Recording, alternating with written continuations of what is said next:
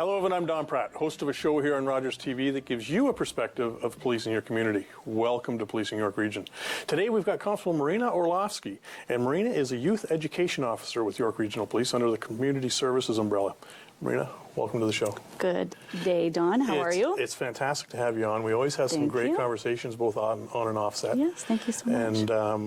And just to let the viewers at home know that some of the context leading up to this was an opportunity that you and I had down at Jersey Public School. Yes, absolutely. Jersey is located on Glenwoods Avenue, right in the heart of Keswick. Yeah. Multiple schools in that zone. Yes. So a great opportunity for us to get together and talk about some of the safety messages that we want to provide to students and parents as we head back to school. Well, they acted as a great host for us, so thanks to Jersey for fantastic. That. So that's what we're talking about, is all that back to school safety stuff. I think, we have these conversations every year, and I think the most appropriate message is we all get a little bit rusty.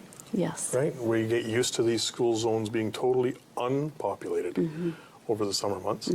That's about to change. Yes, absolutely. Very short time from now, I'm probably one of those people that's singing that song. It's the most wonderful time of the year. I miss the kids during the summer. Sure. I see them a lot during the school year, and I've kind of missed seeing them, so it'll be nice to get back into a routine. Yeah. But there again, that routine involves a lot of people. Teachers are getting to schools, parents are getting to work, students are getting to school. It's a lot of factors that are being thrown in. Those who are aware of the school zones, there again, the lights are going to be flashing, the speed is going to be dropped. Officers are going to be out doing enforcement in our school zones. Lots and lots of school buses on the road. So in the next little while, really the amount of traffic and the flow of the traffic is really going to change here in Georgina for sure. A lot of people work in the south end of our region into Toronto, so a lot of people are moving out of this area in the mornings, coming back in the afternoon. So and that's part of what we want to talk about here today, is how do we keep everybody safe, not just the youth, not just the students, but other pedestrians, other drivers, other people on bicycles. We can talk about really the school buses. Yes, absolutely. Everybody knows what a school bus looks like. They know they've got those red flashing lights. A lot of them have the arms that come out now. Really just pay attention to where they are. If you are oncoming to a school bus and the lights are on, please make sure that you come to a full stop. They're running a great video of that right now. Perfect. Be sure that you're far enough away from the bus so that if kids are going to be crossing in front of your vehicle, that they do have the room to do so. Right. Make sure that you are staying there until the lights are off the bus. Even if all the kids have crossed the street, please make sure that the lights are off. Kids have made their way safely across the street, whether it be at the end of the day they're going home or in the morning when they're making their way to school. Right. As I said, officers are going to be out in the areas. Many of the school zones are what we call community safety zones, where fines are increased. Yes. So please pay attention. We do have those yellow signs as well that will indicate there is a school area coming up. We just really want to make sure that the kids are getting on and off the buses. Sometimes the school is not able to have the buses come into the school premise onto the property. There isn't a bus loop, so there are some buses that stop outside the front of a school. Most of them can go into the school, but there again, just make sure that you're really paying attention to those lights are going on before the bus comes to a stop, so you need to be coming to a stop as well. And I'm going to repeat a piece that you said is there is going to be a heightened level of enforcement. Yes. Particularly at the beginning of the year. And of course it continues on, but I'm already seeing it. Yes. And schools aren't, it's kind of like, okay, we're sending you the message that we will be here next week or the week after. Absolutely. I mean, each district has a core unit, community-oriented response unit in each of our 5 districts. We also have our traffic enforcement unit. So, even the officers, the uniform officers that are on the road going to calls in your community, they might see something as well. So please make sure, that you are following the rules of the road, that you're really paying attention. This is that time of year. And then soon we'll be getting into time change. Yeah. and it's going to be darker. That's right. So as the school year goes along, there are some other factors that need to be taken into consideration as well as you are making your way during the day to get to and from. Yeah, and this is something we were talking about ahead of the show, is some of the different ways that people do get to school. I mean, we're focusing on the school buses, and I'm going to come back to a little bit of the school buses after, but there's also lots of kids walk to school. Yes. Lots of kids live in close proximity where walking is available to them, and lots of kids are biking. Yes. Right. Yeah, we see lots of different modes of transportation. Sure. Kids have now scooters, skateboards are still cool, I guess. I'm not really up on all that stuff, but we do still see a lot of kids that are taking a bicycle to school. There again, we want to make sure that they're also obeying certain rules that they need to be doing when they're on their bicycles. One of the most important things that children need to have is a helmet. Yes. I have brought one of our helmets. We have a clip there of a young lad who's putting on his helmet. We always want to make sure that it's fitted properly. We want to make sure, obviously you do have a lock for your bike when you get to school. Absolutely. You can lock it up. You're stopping at a crosswalk. You're making your way across, looking both ways. This young lad's really doing a good job of showing everybody what a safe way is to get to school. Wearing your helmet in particular, there's a great little rule that you can use. We call it the 2V1 rule. Okay. 2 fingers above your eyebrow is to where your helmet is going to sit on your head. V is really for the straps that are going to be at the side. You don't want them to be too loose. You don't want them to be too tight. Right. And 1 is really for how much room you're going to have underneath your chin. Very low. A lot of kids I see, they've got their straps hanging way down.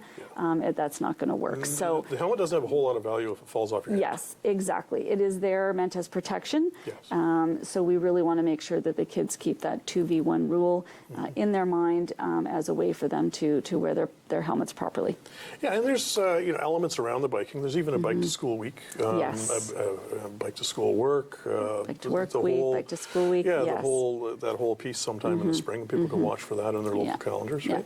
Absolutely. And that's another way for schools to encourage a number of students who may not otherwise ride a bike to school, that there are benefits of doing that. There's obviously the health benefits. There's obviously, maybe it takes them a little bit shorter time to get if they're going to walk. They could take their bike. It might be a little bit of a quicker way to get to school. Sure. There again, talk to your parents about that. Are you old enough to do that? Are you sure enough on your bicycle that you feel safe and confident riding that to school? A lot of factors, again, come into play there, but it's a great way for kids to get to school. Absolutely. And as you said, as long as you're doing it in a safe manner, it's great. I mean, I can tell you the day that we were there doing some taping, there was a wealth of bikes there. Absolutely. And I seen that helmets were tagged each. Yes. Each bike. Yes. And I suppose between yourself as an enforcement officer or as a youth education officer, you'll be talking to kids that you see perhaps aren't adhering to all those rules of the road. Yep, absolutely. I mean, there's an opportunity for sometimes in the mornings to stop by a school as, the kids are coming in and have a little chat with them and, just make sure that they're doing the things that they should be doing. And it's just another one of those opportunities to engage with the kids, let them know that there are some safety messages that we have that will keep them safe, and we hope that they'll abide by those. Yeah, of course. So I said I wanted to come back to the bus piece, and we were talking. We had some great video of showing the lights on, students dismounting the bus. Just for clarification, Yes. when a school bus lights are flashing, my understanding is traffic is to be stopped in both directions. Yes. So as you are approaching the bus from the opposite direction, the bus has its red lights on. It is going to be coming to a stop, so do you. As do the traffic that is following behind the bus. Right. They are to stop as well and not try and go around the bus. No, not a good idea. No. No, and now let's talk about it going onto a 4-lane roadway. The rules apply there as well? Yeah, so it depends what kind of 4-lane roadway we're talking about. There are some parts of, let's say in Georgina, for instance, we do have some parts of Woodbine Avenue that do have a structured or, permanent median. Permanent median, There's some beautiful flowers there. It looks really nice. That permanent median basically separates the road into 2 lanes and 2 lanes. If you are traveling southbound, let's say, on Woodbine, and the bus turns its lights on, if you're traveling southbound as well, please ensure that you're stopping behind the bus. But if you're traveling northbound on that 4-lane with a structured median, you're not required to stop. So opposing traffic.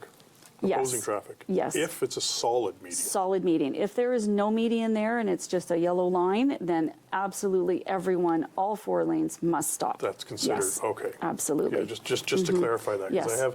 I have seen it, and I can tell you that I've seen enforcement done on Woodbine Avenue in the in certain areas where we do not have a structured median. Yes.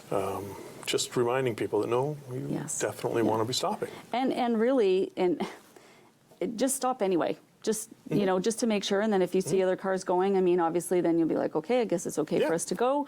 But really, when you're looking at that median, that's kind of that division as to whether you stop or not if you are oncoming. And that's of great value to mention. And somebody from your traffic unit in an earlier segment had said the same thing. If you're unsure, nobody in enforcement is going to get mad at you for being safe. Absolutely. If you're not unsure whether you should stop, just stop. Absolutely. Right, and you can once the bus leaves, you can regroup your thoughts and make your decision for Excellent. next time. Right? Yes. Very good. Yeah. Absolutely. It just simply makes sense. So school buses obviously aren't the only mode of transportation, but during the school, the loading time to school, the whole school bus area, whether it's on property or off property, gets pretty busy. It does. And when we come back after the break, we're going to talk a little bit about that area and other modes what goes on in there. Excellent. Okay. Folks, we'll be right back after this.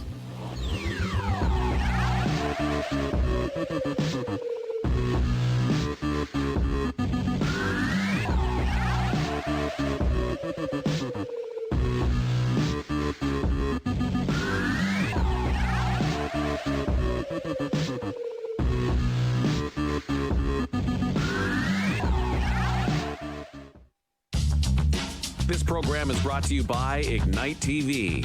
Now you're in command. Visit Rogers.com for more details.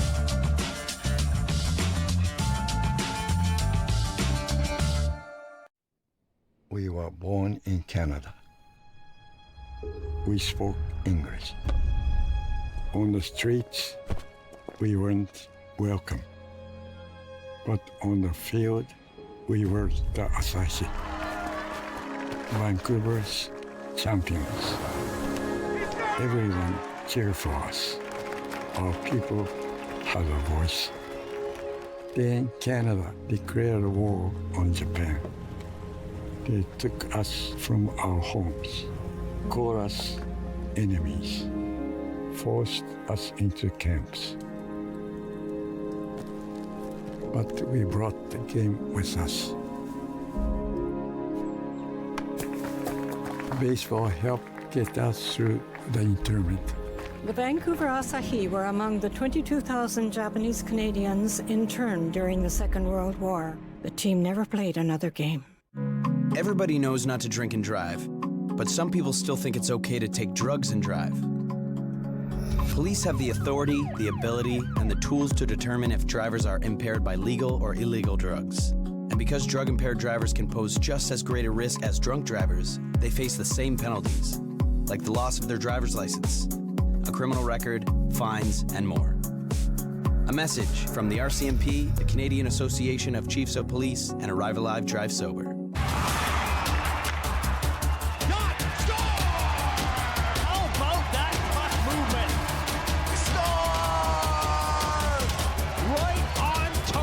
Jen's Action on Rogers TV.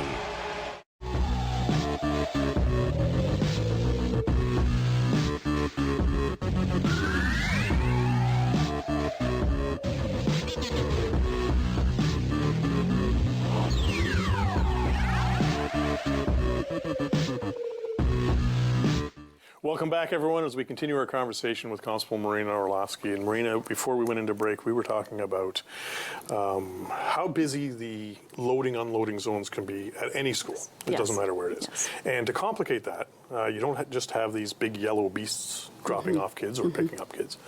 You have all of the youth pedestrian. You have all of the youth bicycles. And now you also have parents wanting to be a nice guy and drop little Johnny Yes. off to school. Absolutely, yeah. We have quite a number of elementary schools in Georgina. Yes, we do. Yes. And they're all in different situations. Yes. Some of them are off the beaten track, and there's no problem, stopping and getting out and bringing your child Absolutely. across the street to the school. Some of them are in a very busy, residential or kind of commercial area where there are lots of other cars, vehicles, people around. We have some schools that not only buses come in, but some kids get to school by a taxi service or a school transport service. We do have the larger buses, the smaller buses, and there again we have the parents who, maybe inclement day, maybe it's raining or it's, minus 40, a kid might want to drive to school. That's all well and fine. I would suggest for parents, especially if they are new to the community, we do have a lot of people who are moving up here, before school starts, maybe just to check with your school as far as what their rules are in regards to where they can drop off. There are a lot of schools that have an adjacent parking lot, which is where staff will park, and there might be like a kind of a kiss and ride or a drop off and ride lane.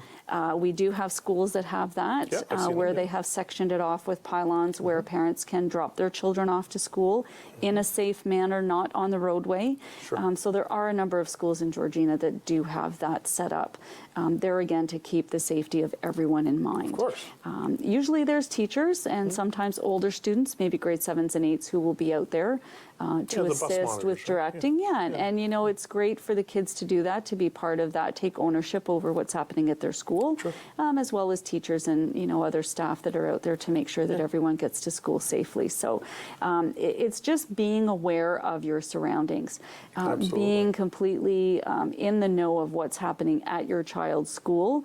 What are the ins and outs? Which way do you go? Don't go, in the outdoor kind of thing. Just really pay attention.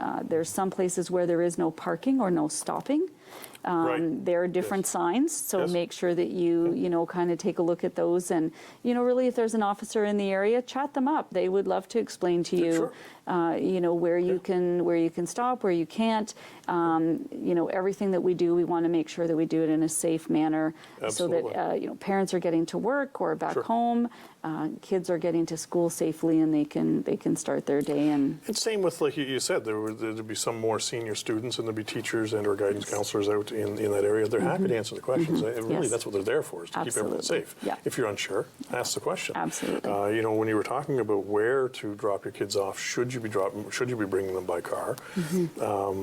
It's clearly posted at any of the schools that I see. I can't speak to all of them, but in any of the schools that I've seen, it's clearly posted that there are no cars allowed in the bus drop-off area. That is not a kiss and ride loop. I understand what you're saying. I've seen it actually at the school that we did the taping. They had their own little kiss and ride area. It was very well monitored. I thought that was very well done. But don't be going in the bus area.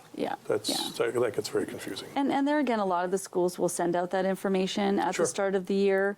They'll post it on their school website, or they'll put it out on social media in some other way, just to advise, just a reminder. And that's a little bit of what we're talking about this morning. It's been a few months. Everybody's been having summer vacation and taking it easy, and now we have to get back into the swing of things again and how things are going to work, and nothing really has changed. No, it hasn't changed. It's just a reminder of, to folks of trying to get into that thought process again of getting everywhere safely. And the thing about back to school is you don't work your way into it. Bang, it has started. Yes. and that's it's just what right it is. There. All of a sudden, there it is. A friendly tip to parents is, if you are dropping your child off, you don't have to drop them off right in front of the school. There's nothing wrong with stopping down the street, like before all of that congestion. Yes. You don't need 50 cars all trying to drop off right beside the driveway. There's nothing wrong with a couple of 100-yard sprint. Yes, absolutely. And there again, it's in keeping in mind with that neighborhood. Where is that school situated? Where are the stop street, the side streets? How busy are those side streets? So it's really keeping in mind your community, what's going on in your community, what's happening, how are you going to navigate all of this, lunches, backpacks, indoor shoes, outdoor shoes. Like there's all kinds of things that parents are going to have to be thinking about. And hopefully this is on top of their list as well, which is getting to and from safely. And acknowledging that school's not the only thing that's happening at that time of day. Yes. There's still lots of people getting ready for work or coming home from work or what have you. Yes. I mean, there's other traffic, right? Absolutely. And as motorists, we have to remember too that kids walking to school, their full attention may not be on them staying on the sidewalk walking to school. Yes. And we've all seen that. As motorists, we have to be careful too, right? There are lots of kids with lots of distractions. Sure there are. One of them is that cell phone, Yes. which also plays music and things like that. So we do have a lot of kids who are wearing, earbuds or headphones. Sure. They're listening to their tunes on the way to school, but they need to be conscious as well. Not just the drivers, the students themselves need to take, that moment just to make sure that it's safe for them to cross that street. Yes. Sometimes there are crossing guards at particular spots, sometimes there are not. Yep. Sometimes there are lighted intersections, sometimes there are not. Fair enough. So we really want to make sure that those kids, great to listen to music. I like to listen to music, but really please be aware of where you're going, how you're getting there, making sure that you're okay. As you're bopping your head, just make sure that you're checking from side to side. It still looks like you're kind of dancing, but you're That's right. but you're getting there safely. Right. So there are a lot of distractions for kids nowadays. There's a lot of pressures on kids as well when they go to school, Sure there and is. especially when they're starting at school. It's a new grade, it's a new class, it might be a new school if they've just moved here. Yeah. So there are a lot of things on their minds, and school can be fun. Probably Of don't course it believe can. me right now, but next May they'll say, yeah, school is Yeah, it lots was of fun, fine. Officer Mo. Yes. It was fine. Yes. So, they're just, take a deep breath. Just get in there and get excited about it and make sure that you get there, have that path. Even walk the route, especially if you're a bit younger. Sure. Maybe parents are walking. Maybe it's your first time walking to school Absolutely. by yourself. Absolutely. Try the route before it gets too busy. Yes. See, where you're going to be crossing. Yep. How long it's going to take you to get there, what time you need to leave in the morning. So all of those things can be done beforehand. Yeah, and remember that the responsibility of safety, not just at schools but anywhere, is everybody's responsibility, right? Yes. It's not just up to the students to be Yes. mindful. It's up Absolutely. to us as motorists or as citizens in that community. Absolutely, right? absolutely. Everyone in the community, we look after each other. We look after ourselves. Keep that in mind when you make your way through Georgina. It really is, it's a great community. We have a lot of great people up here. Yes. Hopefully they'll hear this messaging and everybody will make their way safely when school starts. Yeah, absolutely. And like every school has, you were alluding to it before. There's varying populations in each of the schools. So, and with each of those schools, they also have a variety of different entrances or drop-offs. Some may not even have an actual drop-off. Yes, yes. One thing that you will start to see in Georgina this year is school zone, safety school zone being painted right on the pavement, Yes. which is a fantastic initiative Yes. by the town of Georgina. Absolutely. One of our core officers has been working with the town Yes. to have these paintings done on the road. You will see they're almost like chevrons, just Yes. the white, almost like an arrow pointing towards the school area. It'll say slow ahead or school zone ahead. It may be painted, but it will be right on the roadway. Yes. So they're again working in conjunction with the yellow lights that indicate there's a school zone ahead. There are now a number of ways that motorists will be, notified that there is a school coming up if they're, not aware, not used to it. It's another reminder there again. So we do have some areas in town that do have that painting, and we're hoping for more areas as well to be set up with that. Yeah, and it only makes sense to me. We've all seen pavement type markers in other elements, like Yes. as in pedestrian crossing zones and things like that, and they work. Yes. right? Yes, they do. So it's kind of a welcome addition to having those in the school. I thought it was a really good initiative. I look forward to seeing it come through. You know, it's fantastic because as the drivers are moving forward, they see that right in front of them on the roadway, and it does give them that thought. So, oh yeah, there's a school up ahead. I better slow down. So it's in a perfect location, bright white. You can't miss it, and it is in an area that's close enough, you know, to the school that you'll be able to slow down in enough time. Absolutely. And then the other marking that you had indicated is the yellow signs with the roof-like top on them. Yes. I've noticed that some of those have flashing signs, or flashing lights rather, flashing orange lights, and that's to reduce your speed yet again. Yes, yes. Again, it's just another reminder that there's a school zone coming up. A lot of times, depending there again on where the school is located, the speed might already have been reduced depending on what kind of area it's in. Yeah, in most areas I think it has. Yeah, and some schools it is coming down in speed specifically because there are schools there. So that's another factor for people to take into consideration, that it might not be a 50, it might be going from a 60 to a 40. It might be going from a 50 to a 40. Yeah. So just for them to really pay attention, you know, not everyone who lives in that community, their child may not go to that particular school. No, correct. They may go to one across town, they may go to one, you know, even some kids from here will go to a Newmarket school, or when they get into high school, there are some high schools that they will go to that is out of the Georgina area. So there again, it's really making yourself aware of the community and what they have as signage, and making sure that you get there safely with your child. Right. So, and this is all in safe messaging on getting to school. You know, I had talked a little bit about you know, students walking and coming in and off of the sidewalks and that kind of thing. There's also trails that kids are walking on coming to school. There's sidewalks. Those you mentioned the crossing areas. Yes. Not all of them are staffed. Right. People have to use their own cognizance to make sure. Absolutely. That they're giving students the right of way, right? Yeah, be aware of your surroundings. Look at the signage that's out there. Check the area before you go to school, and make sure that you're safe doing so. Right, and so you have to have, yeah, like when we were talking about the actual crossing areas, and not all of them being.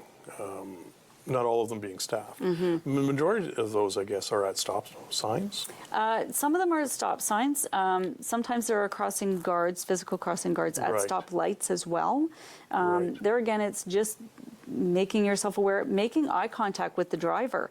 When, you know, if they're stopped somewhere, make sure that they get a little glance at you, so that they're aware that either they're going or you're going, or, you know, who exactly is doing what. Making that eye contact is very important at those places as well. No, and that's always, the best way to wrap it up right there. Marina, it's always a pleasure to have you on the show. Thank you, Don. I look forward to appreciate chatting with you again in the future. Thank you so much. Folks, that wraps up this episode of Policing York Region. It's been great having you. Look forward to seeing you again.